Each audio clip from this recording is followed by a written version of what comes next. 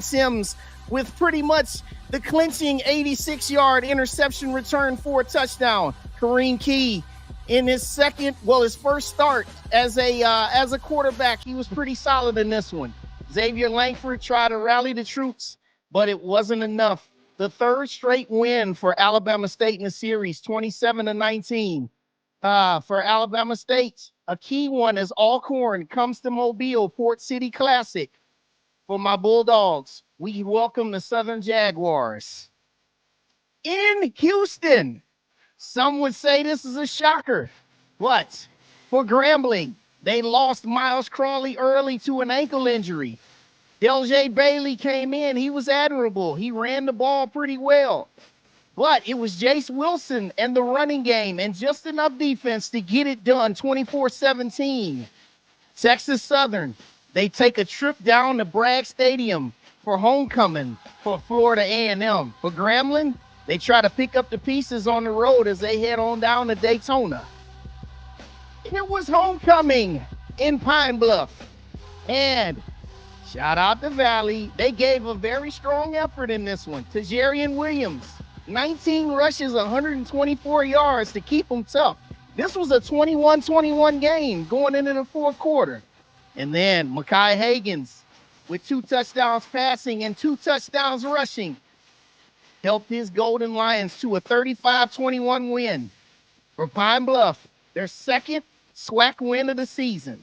And they head on to homecoming in Jackson. For Valley, they head back home trying to get on the board against Prairie View. Speaking about Jackson State, this one was an eye-opener for a lot of people across the SWAC. Bethune-Cookman on their homecoming hung tough. It was 17-17 at halftime. Oh, but it's a 60-minute game, y'all. As Jackson State came out and outscored Bethune-Cookman 20-0 in the second half. Herb Mulligan was the man again. 18 rushes, 171, and 2 totes. 513 in total offense led them to this victory. Shout out to Luke Sprague, though. He played a pretty good game for Bethune-Cookman, but just not enough. Bethune-Cookman, they stay at home. Grambling comes in. Jackson State, homecoming. Pine Bluff comes in. In homecoming, they're in Orangeburg, South Carolina. South Carolina State rolled it up. 631 total yards. 69 points, 49-14 at the half. Eric Phoenix threw to whoever he wanted to. Caden High had 132. Enaj Carter had 114. Duhart had 2 rushing on the ground.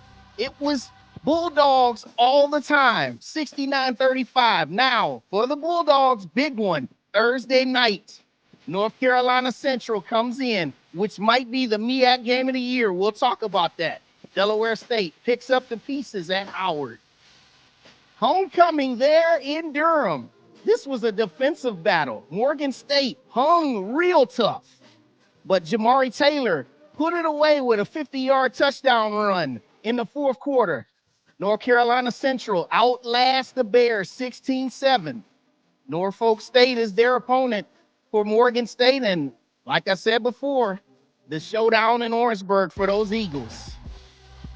It was homecoming in Prairie View as those Panthers, they rolled out to a 31-6 lead and they held on against A&M Commerce. They forced 3 turnovers, but they had to sweat it out to the end. But shout out to Prairie View for getting back on the board. They get back into SWAC play next week as they hit the road to take on Valley. And it was a big one down there in FAMU. Oh, Southern struggled all night on offense. In fact, 205 total yards on offense, 2 of 16 on third downs. Jamari Gassett, punt return TD, and a receiving TD. Daniel Richardson, he was pretty solid. FAMU wasn't pretty, but they got the W. And what they needed, they need to keep going. Southern still leads the SWAC West, but bigger games are ahead. FAMU homecoming next week against Texas Southern, and Southern gets Alabama A&M. And everybody that is around the SWAC and around the MEAC, and that is our updates. And now it is time for my guys to take the stage. Welcome, Kyle Mosley, and welcome, Doc Holliday. What's up, fellas? How you doing tonight? What's going on? What's happening, Wayne? What's happening, Doc? What's going on? What's that? Can you hear me? Yeah. Yeah, we got you now, man. Okay, got you now. Yeah, man. So you know what it was. You guys know what it was yesterday, man. You know, some of the ones, we had some big ones out there, but there's one that I want to start with. I want to go back to the game that I just mentioned. We'll pull it right back up. Let's talk about FAMU and Southern here. Okay, so Kyle, Southern, they had the big win against Alcorn the previous week, and they scuffled all night down there in Bragg. And FAMU just enough. Jamari Gassett was great in this game. So, what do you think about this one, man? Not shocked. I picked FAMU to win, but think about this. Southern had 2 visits to Texas, and they escaped with overtime wins. And it was up to FAMU to kind of right the ship here, to be able to make sure they were not going to fall into the same trap that Texas Southern as well as Prairie View did. I thought I've seen FAMU a couple times this year. They're scrappy as well, but being at home at the Bragg, it was just going to be too much for Southern to overcome, in my opinion. And Southern has to be able to find a way to overcome some of the mistakes that they keep having. Those penalties really hurt them and shoot them in the foot a lot of times, but I'm not surprised about the outcome. Yeah, Doc? I watched this, but I kind of streamed the game last night. I'm just trying to figure out what was Southern trying to do in this game. To me, when it comes down to it, it's all about the run game for Southern, and you kind of went away from it after you took Barden. After Barden stunk up the place, you put in T-Set. T-Set tried to do what he can. Y'all got to remember, he's only a redshirt freshman. So you telling him to put everything on his back. FAMU, as far as their pass defense, they was exceptional. And as far as their run defense goes, they held a good rushing attack in check. Like, you held Kobe Dillon to 69, to 60 yards. To 21. That was surprising right there. But on the offensive side for FAMU, you still don't have a rushing touchdown as a team in this whole season. That's gonna play, because now teams are already, you're in your seventh, 8th game right now. Right. Yeah, 8 game to be exact. Teams are going, even if they get into the red zone, you can shrink the box and make them try to play from within. But we know their bread and butter is basically the passing game. You pass it to Jamari Gassett, who had an exceptional game last night, and Ace Cobb, who's come along just as fine. He had a good game last night. And so those are your extension, your running game. Even though FAMU ran as a team for over 120 yards as a team, teams are going to try to stuff, they're going to try to stuff that box with 5, 6, 7-man fronts, maybe an 8-man front, and tell you to beat me, you know what I'm saying? Mm-hmm. To run the ball. Defensive, like I said, their run defense held well. I like what they were doing. But other than that, it's still easy to run on you, because as in the words of Mr. Ford, you're soft up the middle. Yeah. Yeah, and for Southern, yeah, and for Southern here, they still lead. They still have the lead in the SWAC West, but obviously we know that there's a whole lot of football that's left to play. And as I pull up Southern's schedule right here, you can see that next week they stay on the road. I'll be at the game against Alabama A&M, but you can look. There's no off weeks coming because Bethune-Cookman, if you take him lightly, and then also we know what Pine Bluff is capable of on offense. And then at the end, I don't care who's playing quarterback for Grambling. At the end, it doesn't matter. Throw out the records. It doesn't matter. So, Southern, this loss, you got to rebound and you got to be quick because, if you want to keep that lead that you have in the SWAC West, you better get on it. Well, can I say something, Wayne? Hey, man, you got it. That Alabama A&M game and the Pine Bluff game really is going to be troublesome for those guys. I think those two games, and don't look at the record of Alabama A&M, but look at what they can be able to do, like you said, on the ground and be able to cause some problems for that Southern defense. And Pine Bluff, let's just say if Mekhi Higgins has a great game and Giovanni Gibson is more than willing to put up 100 yards on you or more, it's going to be an issue as well. That Grambling Southern, I don't know what's going to happen with Noah Bodden. I was in the stadium last night and I saw how he got Miles Crawley. I saw how he got rolled up on. At first, it looked like he had a dislocated ankle, man. Mm-hmm. That's how bad it looked, but he was able to kind of hop off with the trainers to the sideline, and they eventually took him to the locker room. He did come back in the second half to just sit on the sideline to give his guys some support, but that injury, I think it's going to be probably a few weeks before he's able to come back, and I'm not sure he'll be back in time or at full strength in time for the Grambling game. Interesting.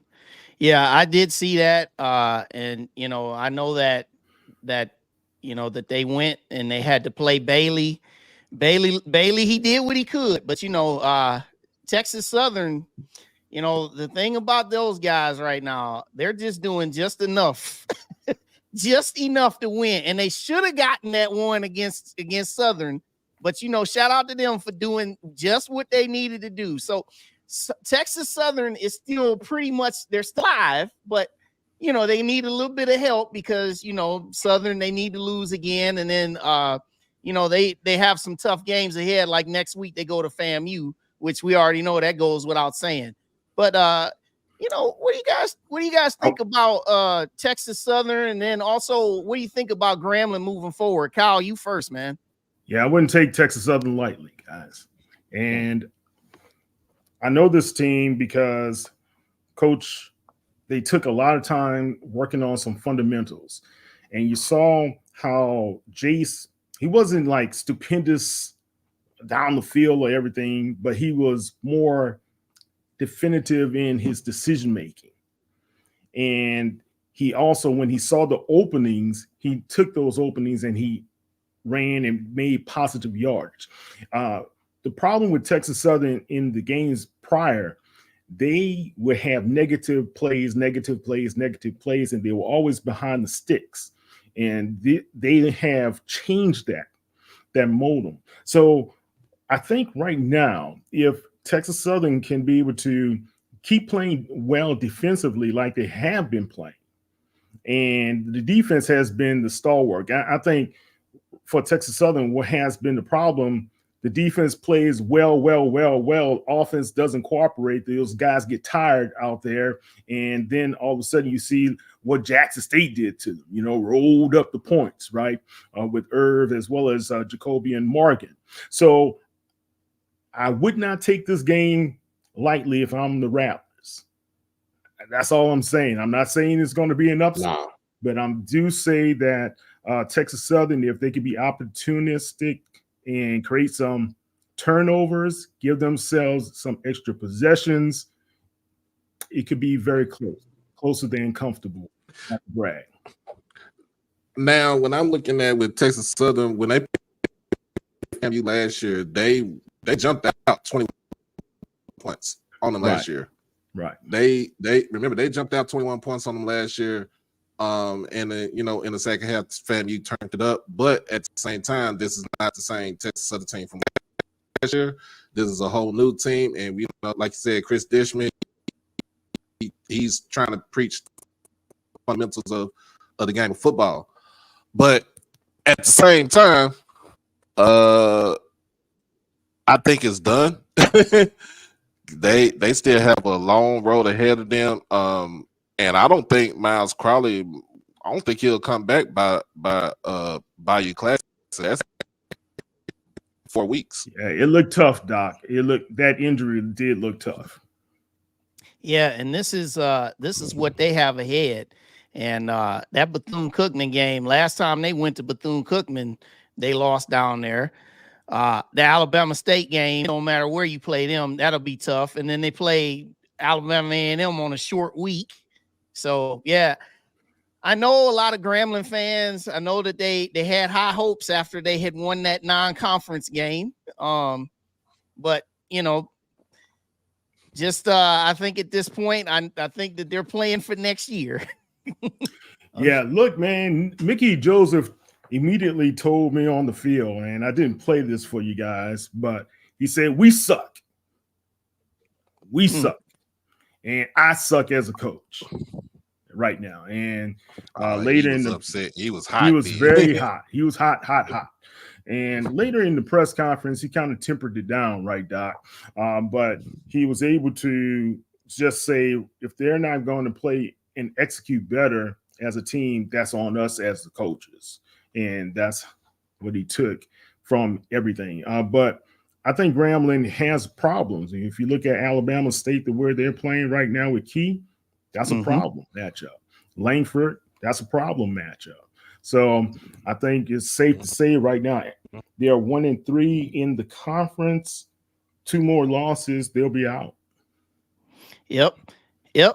Now switching to the classic, and this game right here for me, this was a hard watch for me. But I have to give credit where credit is due. Alabama State, they look highly prepared. They look very focused.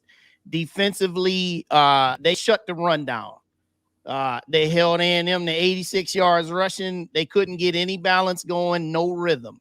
It started off 27-3, and by the time A&M decided that, all right, let's start playing, it was already over with. And they even still had chances with the ball still down 8, and then Langford threw one of his 2 interceptions.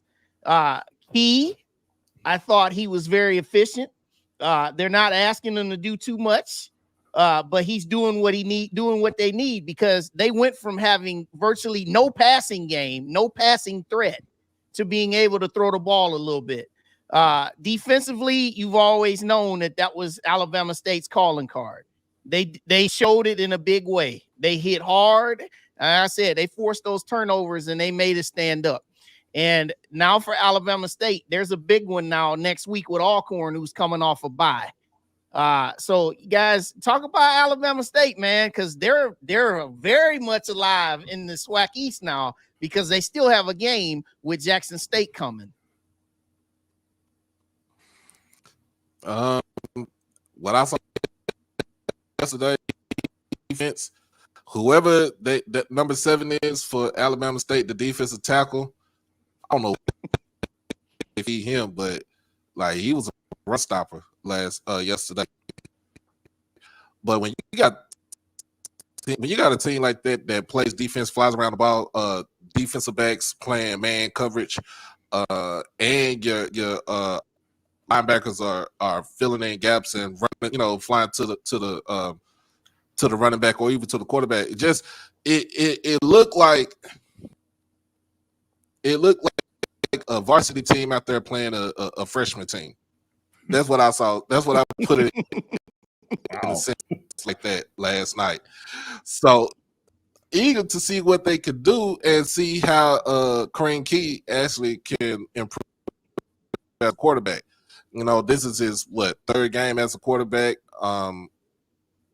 He's still a work in progress. It's second. Yeah, okay. Yeah, so he's still a work in progress. And I don't think I think when it comes down to that Jackson State game, he's going to see a defense that's going to come in with 6-man pressure. You're going to see some come from the corner.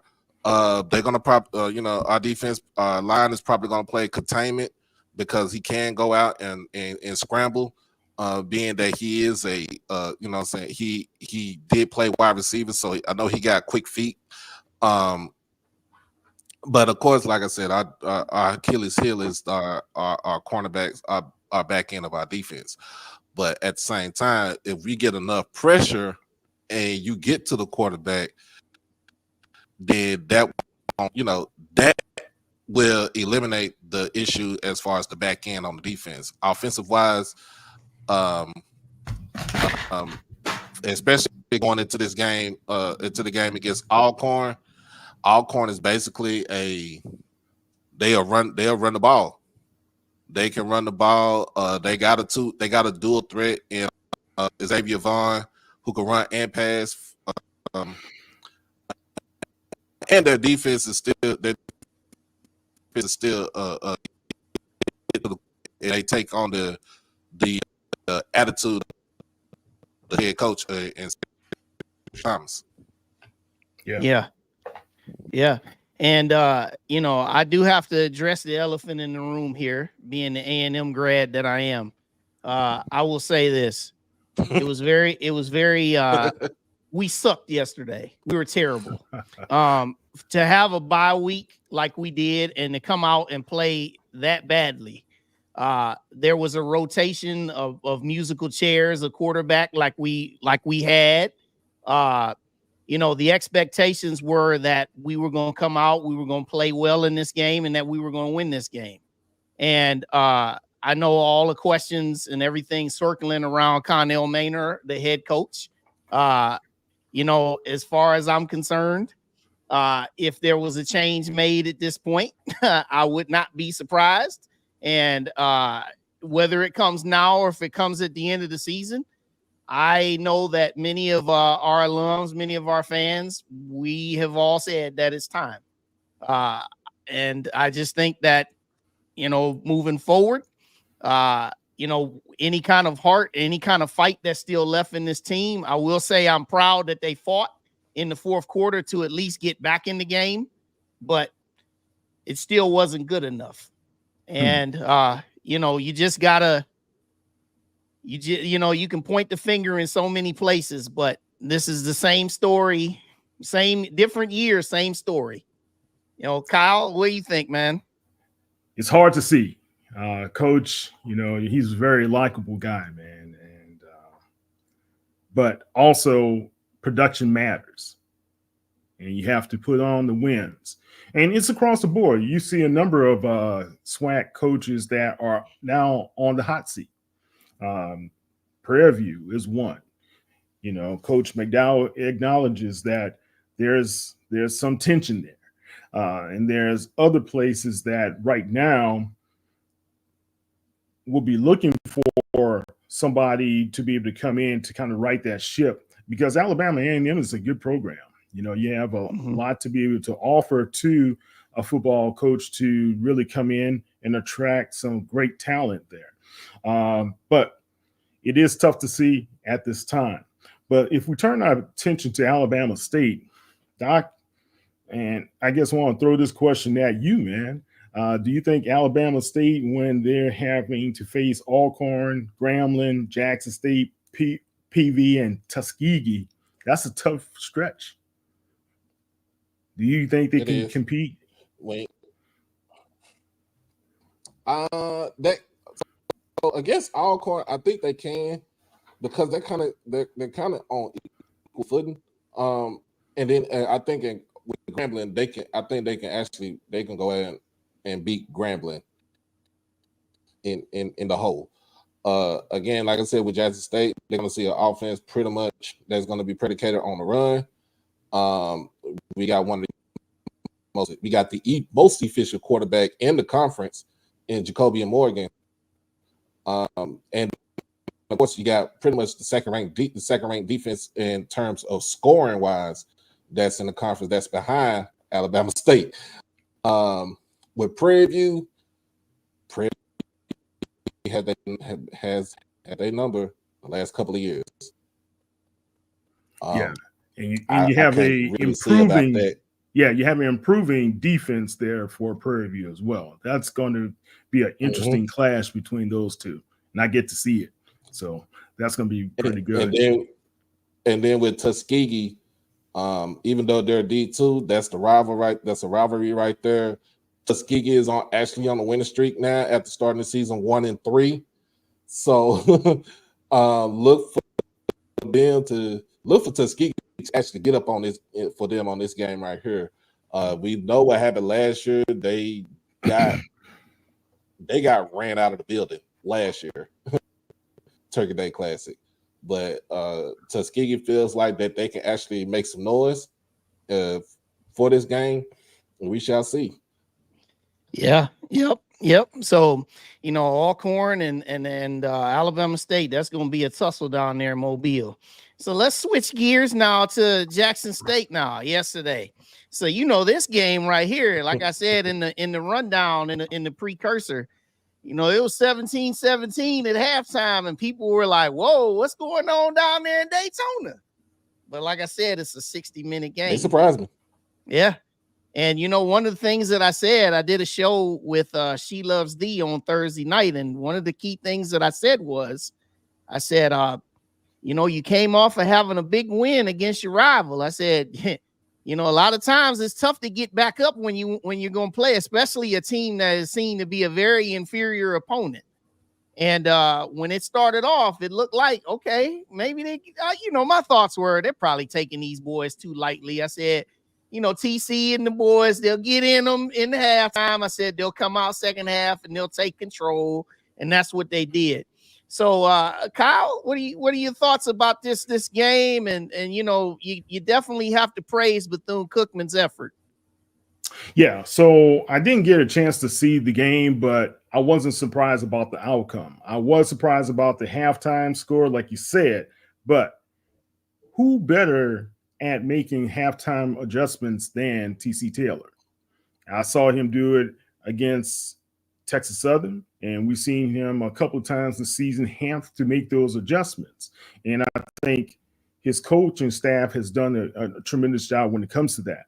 Now, I'm not sure why it was so close early on, Doc. You that's your school, man. I watched it.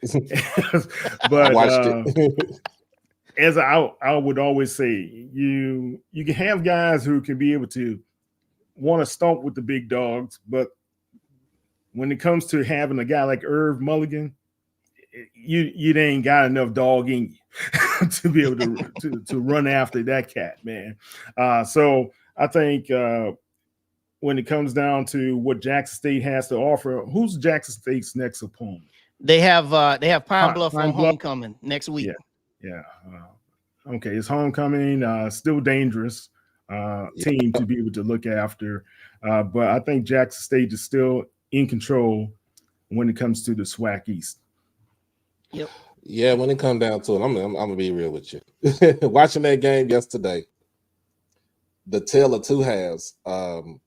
They pretty much popped us in the mouth in the first half. Lou Sprague actually came out there, threw some dimes, kind of had us a little bit uneasy. We went out there, ran the ball like we supposed to do. Jacoby again was efficient.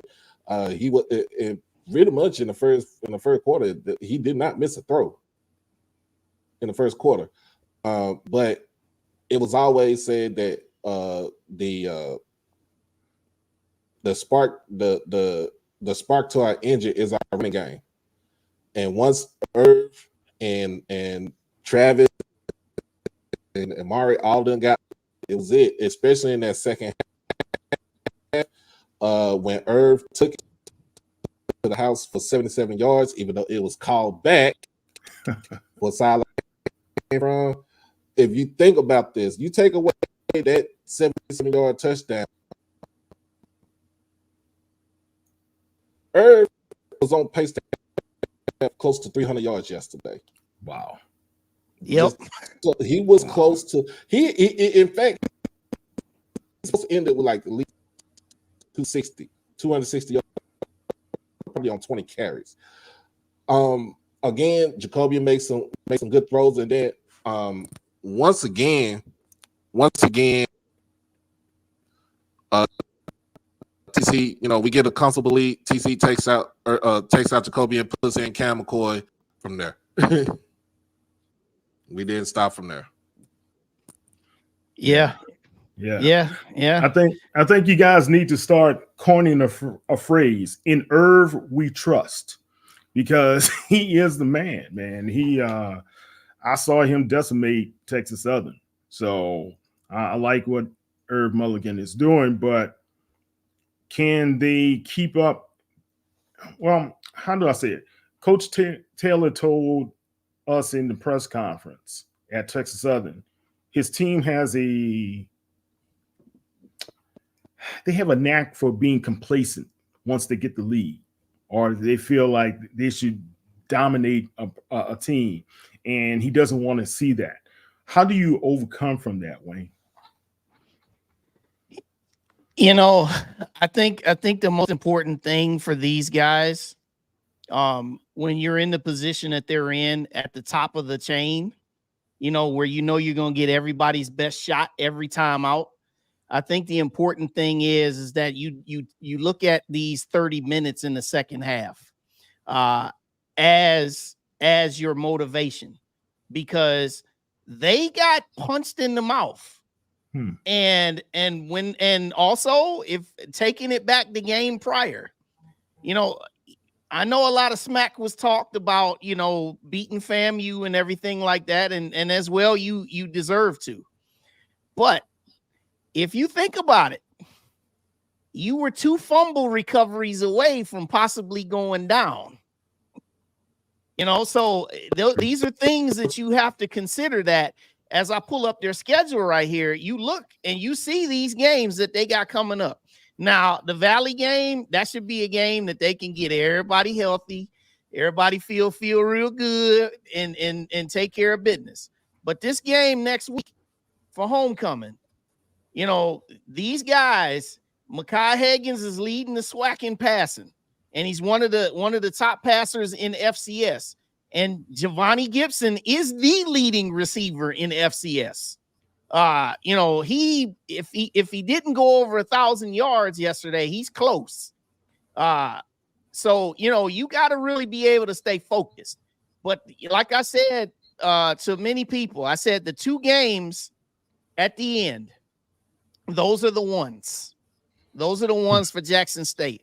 And when I say here, I'll pull this up. He says it was 17-17 at the half. How was that getting punched in the mouth? It was getting punched in the mouth because that's a team that you were supposed to dominate. And they fought and they came at you with their best shot. Now, you came out the second half and you played the way you normally would, and you dominated and your defense turned up. So these are things that they can take away from. But you got to understand, from this point forward, you're going to get everybody's best shot. Doesn't matter who you are, and lastly with Jackson State, and Doc, you know this real well. If it's one team that can beat Jackson State, it's Jackson State, because you saw them turn the ball over 5 times to Grambling, and you saw them turn it over 4 times last week. They turned the ball over 4 times. And the best exactly thing yesterday, we didn't have exactly. So, like I said here, this is their opponent next week. And you look at Mekhi Higgins, you look how efficient he was, 13 of 16, 204 in the air, and then he ran it. So that dual threat ability. And Giovanni Gibson, I will give Grambling some credit. They played the best defense on him of any team this year. He still had 82 yards against Grambling, but they double teamed him pretty much most of the game. But this guy, Giovanni Gibson, and you guys have seen him, we've all seen him. When you try to single this guy up, like, he is a matchup nightmare. Like, it doesn't matter what type of ball. It's a contested ball, a 50-50 ball. It doesn't matter. This guy has been making all these type of catches. So, you know, you already know, Doc, this is your chief guy, number one, to make sure you guys bottle him up. Yeah, and then also make sure that we contain Mekhi Higgins also. Yep. Containing him, you know, because he's dual threat too, because he can actually run the ball better than he can actually throw the ball. And they have a good run game, but they rely solely on pass. Yeah. For this weekend. It's homecoming. You're probably gonna have about maybe 45,000 folks up in there. Probably another maybe 20, maybe about another 4,000-5,000 at the tailgate. So it is what it is. We gonna run the ball. We just gonna control the clock and keep that offense off the field. Yep, there it is. It's tired. There it is. Now let's switch gears to the MEAC, fellas. Now we got the big one coming up on Thursday night. So let's set this up. North Carolina Central here, you know, 16-7, and we knew, you know, those that follow the MEAC like we do. You know, Morgan State, they can play defense. Now, their offense, little to be desired at times. But this was a game because North Carolina Central coming into this game, their offense was rolling. Like they were dominating folks. And this was a full 4-quarter game. Jamari Taylor, 50-yard touchdown run with 6 minutes left in the game, gave them the breathing room that they needed. And you saw he was the man, 26 for 196. And he's been that guy all year, but they're going to need it more in a big way on Thursday night because you saw go back. You saw what South Carolina State did right here. And if you haven't seen South Carolina State, I'm going to say this one more time, America. If you have not seen South Carolina State play football, these guys air it out. It's no question. They come into the lot. Eric Phoenix is going to let it fly, and they're going to turn it over, and they're going to say, hey, try to outscore us. So thoughts, guys. That man is a year ahead. Yeah, he is. Yeah, he is. That man is a year ahead of schedule. Yeah, he is. I don't care what anybody said. I told y'all, everybody know this. I said this before. Chinnisberry is the equivalent of Thanos for the Avengers. Black Thanos collecting all the Infinity Stones in the MEAC in all the HBCU football. Glad that he's in the MEAC because if he came to SWAC, if he came to the school where we thought he was gonna go to, oh, it was gonna be so much trouble, man. It was gonna be trouble. Yeah, Kyle, what are your thoughts on the showdown, man, on Thursday night there in Orangeburg? Yeah, this is the clash of the year, right? And you have NCCU, which they were in a dogfight. That's what Trey Oliver said. We were in a dogfight against Morgan. And I think that it was good for them that they had to be in that type of dogfight. But you see this South Carolina State offense improving each week. Each week they're getting better and better and better. And the confidence is getting better. And it's going to be at home in Orangeburg. And that's something also you have to take into account as well. The winner of this game, a lot of people have already forecasted and predicted that it's going to be the team to represent the MEAC going forward in the Celebration Bowl, right? But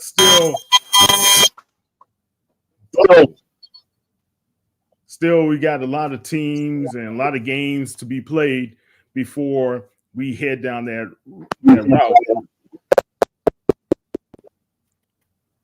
Okay. Route, Wayne. So basically right now, that game, if you have to say anyone who has a slight advantage, just because it's a home game and these guys have really nothing to lose, in my opinion, that's South Carolina State. A slight advantage. Who has the talent, and you have to give a slight edge in coaching in the MEAC, that would be Trey Oliver. But all in all, right now, man, I think this is going to be a very even game. The teams who make the mistakes usually in a game like this, and it's usually in the third and fourth quarters, those teams are the ones who are going to be wishing to say, we'll see you next year. So I think right now, like Doc said, look, Chinnisberry, I love Chinnisberry, number one. And I thought Texas Southern, when they had the chance to be able to speak to him first about that head coaching job, they should have been jumping on top of him. But it wasn't that play because Buddy Pugh kept him in his pocket and, you know, kept him quiet. And he said, you know, you come into state. So I have to agree he's ahead of schedule, but I also have to agree with this point that we cannot overlook anybody. I think this is a totally even match, but both of those teams playing on a short week, and it's going to be a ESPNU game and ESPN2 actually. Yep. Yeah, prime time game. You know, this has got to be the game that everybody has to be able to watch on Halloween to see if we're going to have Ichabod Crane coming out and slicing somebody's heads off, or we're going to see somebody going down and really taking control of this game. It's the matchup you have to love. And I'm just going to be there front and center.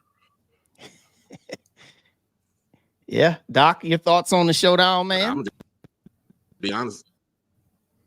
going to be honest with you. If y'all can hear me, I'm just going to be honest with you. It's going to be a knockout, drag-out fight. Yeah. It's this Thursday.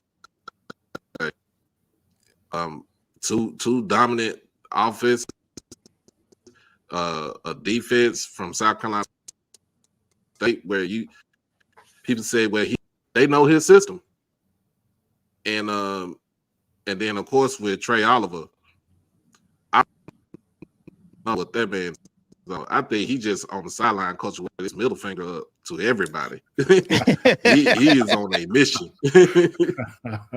Yeah, that's a great point because he doesn't want the same thing to happen like last year. They were ready to be able to go to the Celebration Bowl, but Howard had other plans for them, right? Yep.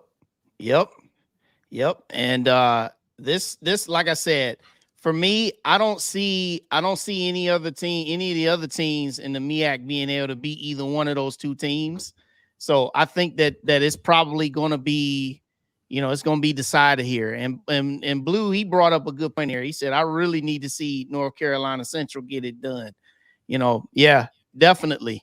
It's going to be on their plate because, you know, Trey Oliver, he had a lot to say. Yes, he typically has a lot to say. So, you know, let's look here. When coach gets mad, that's when he has a lot to say, right? That's right.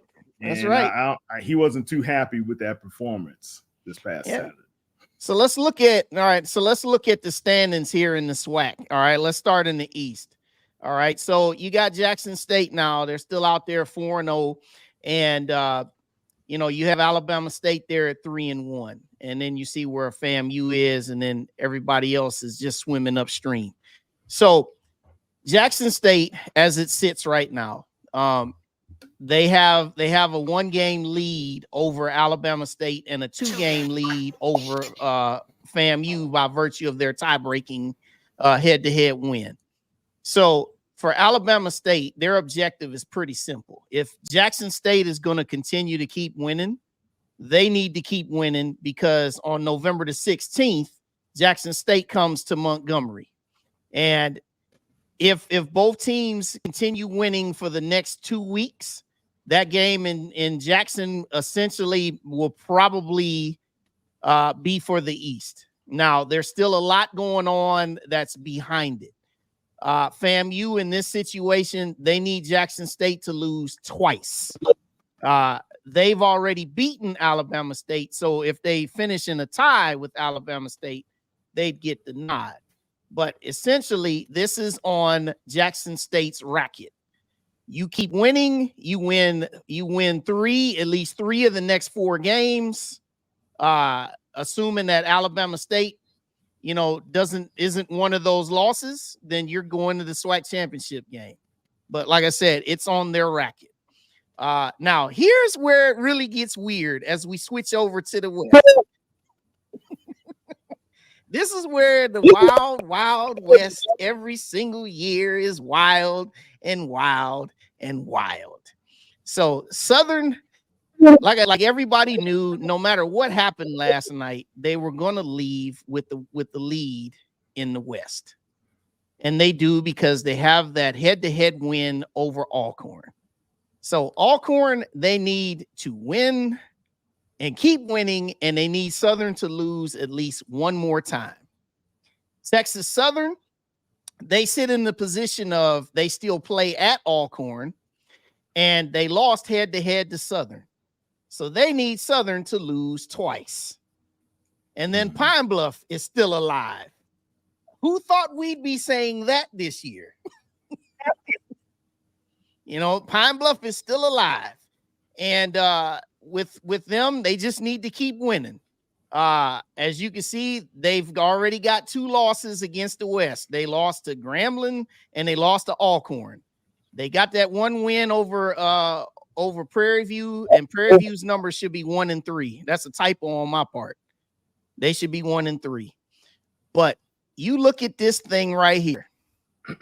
Southern, you got to find a way to keep winning.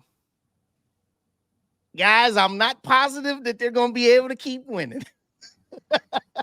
Same thing with Alcorn, because Alcorn next week, Alabama State, and they still got to go to Prairie View.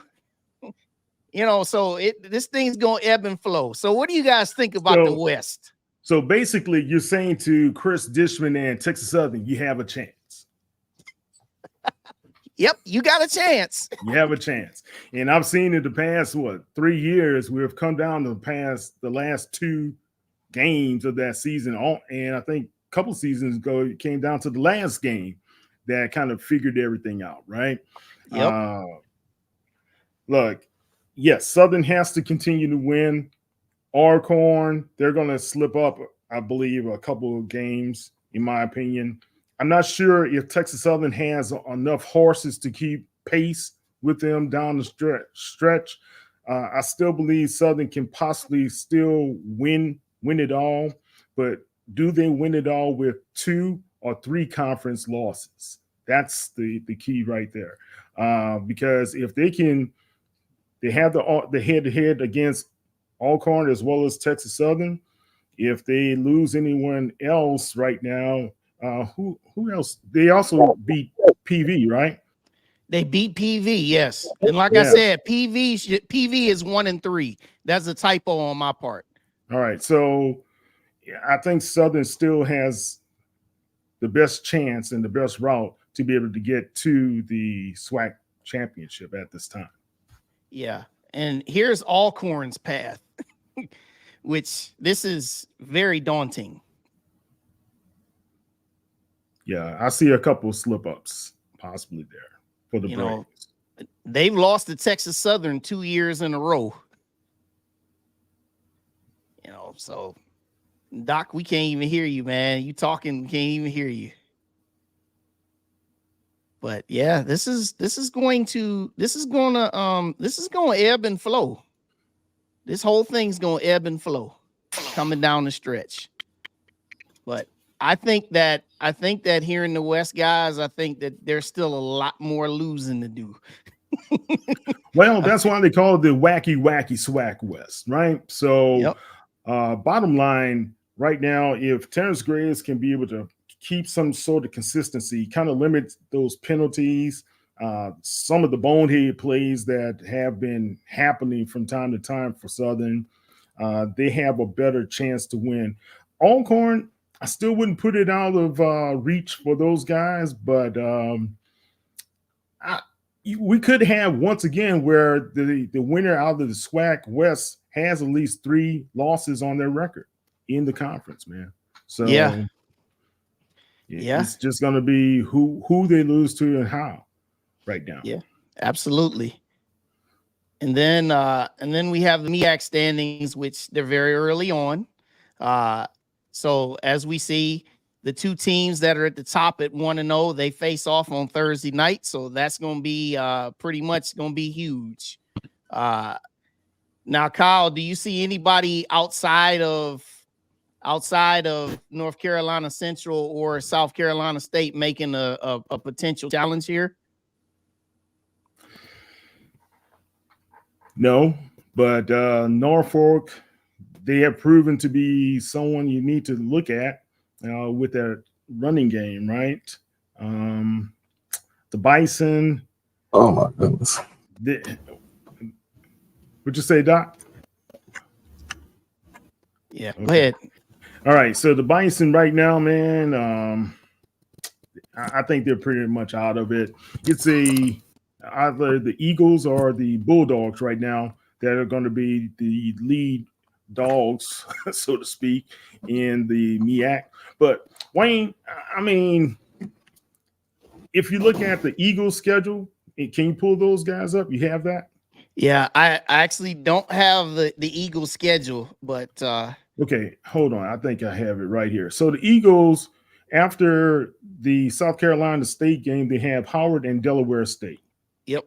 They can take care of both of those teams, right? Yep. And if you're South Carolina State, after you play the Eagles, yeah, they still have Norfolk State. They have Morgan.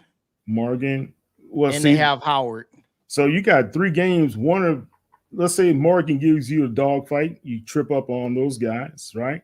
Let's say unforeseen something happens with Howard. So that's why, even though one of these guys can win, whoever wins on Halloween, can they afford another slip up, or can the one who wins afford a slip up? That's going to be the key right there. And I think North Carolina Central has an easier route to the division title versus South Carolina State.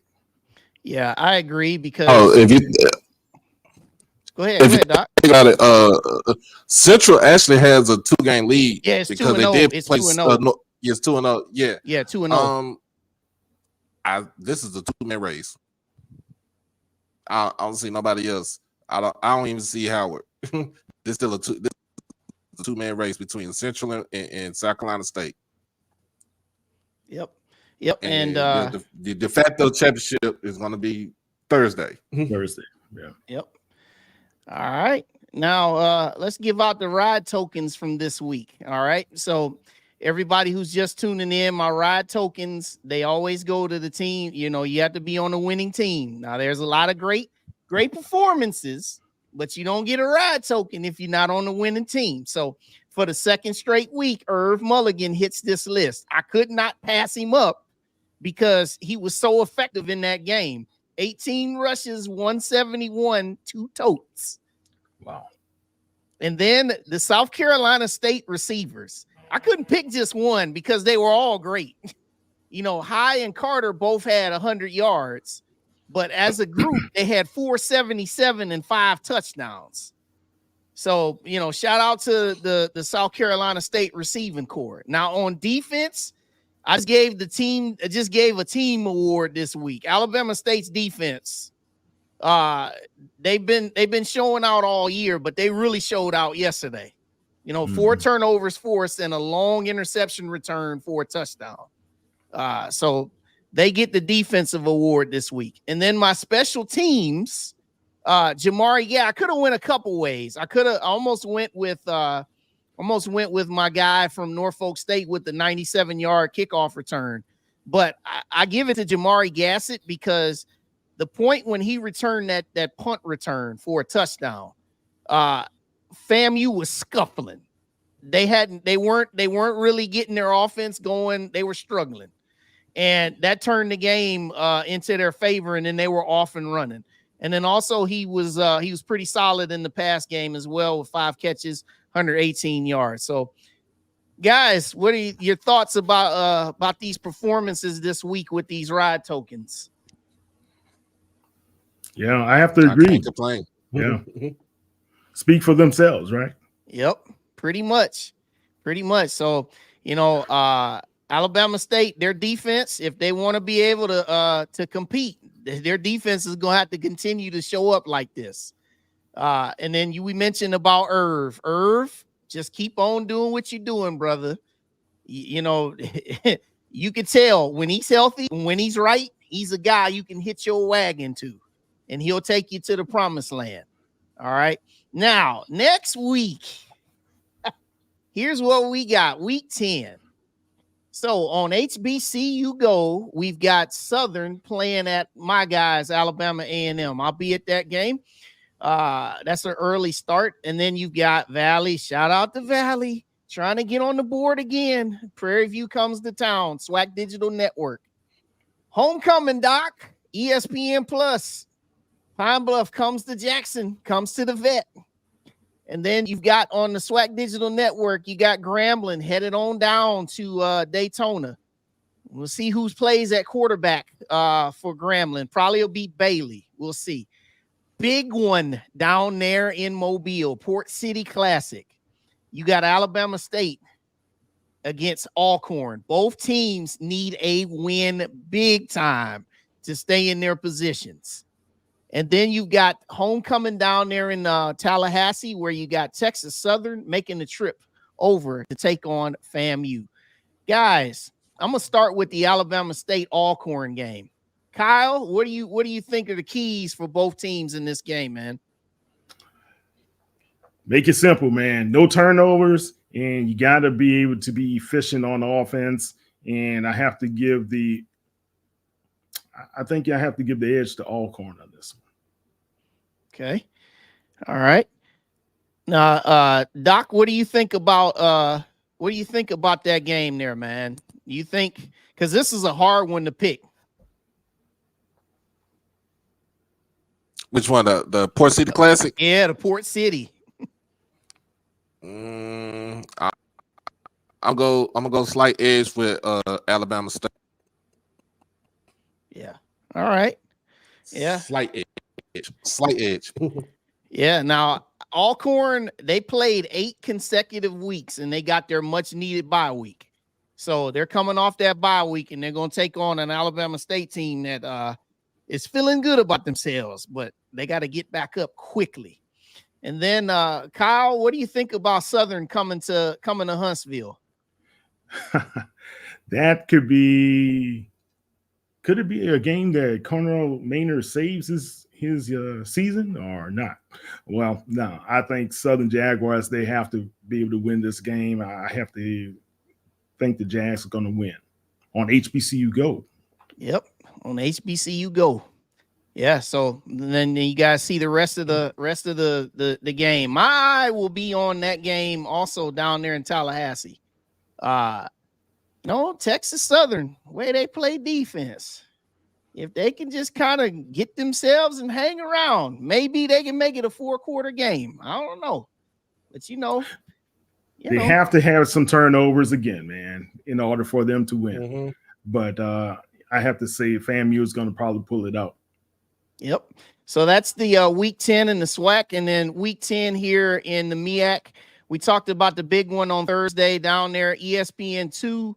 And then you've also got Delaware State going to Howard, and then you have Norfolk State going to Baltimore to take on Morgan State. So essentially, the way I look at this schedule, obviously we know we've got the big one, but I look at the Norfolk State and the Morgan State game. That is the winner stay in it. Loser, you really are definitely next year. Yeah. So yeah, that's what we got, guys. So this was a great show. I enjoyed the time, guys. And Kyle, you said you're traveling. So where are you gonna be at this week? No, I'm not traveling this week, man. You're not gonna travel this week? You're not going to see a game on location this week? No, not this week, man. I have a off week for finally. Okay. So right. We're gonna just chill out because I was at PV at the homecoming. Then I traveled all the way back to Houston to be able to go to the game later that evening. So this is going to be an off week for me. All right. And Doc, I already know where you're going to be. You're going to be right there in Jackson. Yeah, I'm going to try to go Jackson, leave out from Dallas. but it's homecoming. It's homecoming, and hey, I'm just ready to try to put 40 on Pine Bluff again. Oh, yeah, last year was 40-14 there in Pine Bluff. Pretty last much. year. Yeah, 40-14. But yeah, I will be at my alma mater. Me and the wife, we're gonna make the drive down from here in Columbus. We're gonna drive down Thursday. We're gonna be there. We'll be there at the game on Saturday, and we're gonna enjoy ourselves. Win or lose, I'm still gonna enjoy myself because it's the alma mater. So make sure will they have the U-Haul for Manor this weekend? Oh man. Yeah, I saw that. It's you all already on reserve. Hey, that's cool. We will see, man. We will see. Like I say, if there's any news, you best believe it'll come out quickly. But in all seriousness, I know our alums, we're just looking for, just like everybody else is. You're looking to win. You're looking for signs of progress for the future. And yesterday was a little bit of the same movie. So we'll see. We'll see what happens, man. Maybe this week they get motivated and they say, hey, we're going to defend the home turf, and we'll see what happens. But at this phase of the game, man, I'm excited about what the SWAC has. These races are going to come down to the wire, especially in the West. In the East, it kind of depends on what Alabama State wants to do, if they want to stay in the position to keep heat on Jackson State. And then look forward to, talking about the big one in Orangeburg next week. So, hey, man, Kyle, love everything that you do, man. I see the articles. I see the coverage, the insiders. Everything's great, man. Thank you. Same here, man. And I appreciate the invite. Finally, I have arrived to be with the ride that you guys put on here at Wild Wayne. But thank you so much. And Doc, always appreciate your work and what you've done. And I like the way you holding it down for everybody at the SWAC press conferences as well, man. Keep up the great work. I told you I'll be in my bag. So I'll be in my bag doing the conference. You got to, man. Yeah, so, you got to. Keep it up, Doc. Man, I appreciate you. Thank you. You're welcome. Yeah. Shout out to the OverDrive family, and then of course shout out to my fraternity, Alpha Phi Omega. Yeah, that's right. That's right.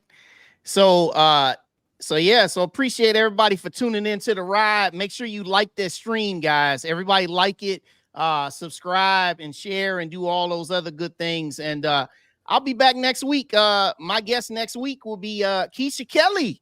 Kelly will be joining me next week. And then she gonna give her perspective. We're gonna run into each other at Southern. At Huntsville, because she's a Southern grad and she's from Huntsville, and she's gonna be at the game, but she's gonna join me next week. And Doc, man, we're gonna get up again. You know it. Kyle, we'll talk in the future here. Likewise. So everybody, thanks for joining us on the ride. See you. Good night. Good night, guys. Thank you for joining us on the ride with Wild Wayne Cartwright. As you exit the ride, make sure you subscribe to this YouTube channel, hit the like button, and catch up on all of our prior episodes. Until next time, God bless.